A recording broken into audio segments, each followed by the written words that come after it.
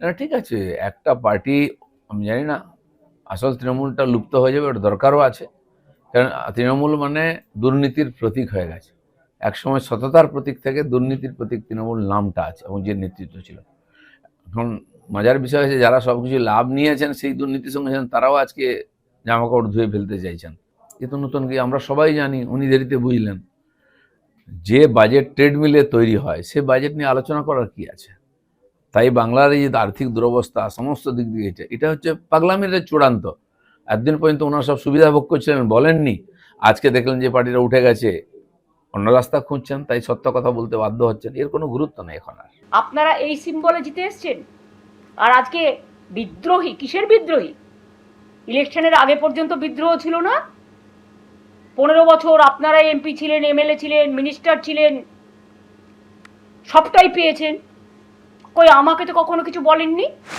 চন্দ্রিমা ভট্টাচার্য তিনি কিন্তু বলছেন যে তার বিশ্বাসযোগ্যতা যখন প্রশ্নের মুখে পড়ে তখন ফেরার প্রশ্নই নেই।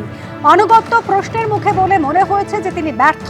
তিনি বলছেন নেত্রী ফোন করে বললেন ওদের হাতে ভবন তুলে দিয়েছে, আর তারপরে রাজ্যসভা নেত্রীর পদ থেকে ইস্তফা দিয়েছেন চন্দ্রিমা ভট্টাচার্য।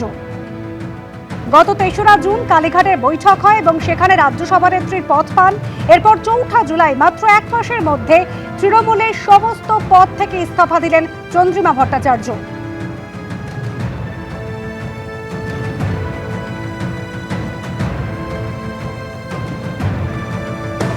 মমতা বন্দ্যোপাধ্যায় আক্রমণ করে বলছেন যে বেইমানি করে লাগেজ নিয়ে বিজেপির কথায় দলত্যাগ। পাল্টা চন্দ্রিমা ভট্টাচার্য কি বললেন শোনান। উনি যেটা বোঝানোর চেষ্টা করলেন সেটা হচ্ছে যে আপনি অনেক দিন ধরেই ছেড়ে দিতে চাইছিলেন, আজকে আলটিমেটলি আপনি ছাড়লেন, এবং তারপরে ছাড়াছাড়ির কোনো ব্যাপারই তো নেই। উনি যদি তাই মনে করেছেন তাহলে উনি আমাকে 3রা জুনে অ্যাপয়েন্টমেন্টটা দিলেন কেন? অনেক দিন থেকে যদি ছাড়াছাড়ি করি। কথা হচ্ছে 22শে জুন ও গেছে, আমার ছেলে সৌরভ ও গেছে।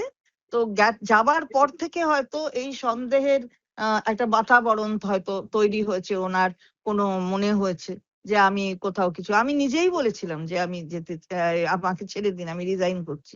উনি তো আমাকে বারণ করেছেন। কালকের ব্যাপারটা তা নয়। কালকে উনি বললেন আমাকে ফোনে যে আমি ওদের হাতে ছেড়ে দিয়েছি, আমি ভবনটা তুলে দিয়েছি ওদের হাতে।